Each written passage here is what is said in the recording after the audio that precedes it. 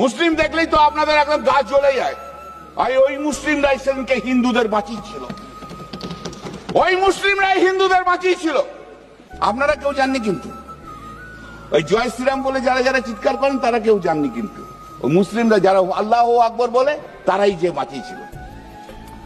অথচ 22শে এপ্রিল পহেলগাঁওয়ে সরকারি সহায়তা আসার বহু আগে ঘটনাস্থলে কাশ্মীরের মুসলমানদের ভূমিকা ছিল মানবিকতার অনন্য উদাহরণ স্বীকার করে।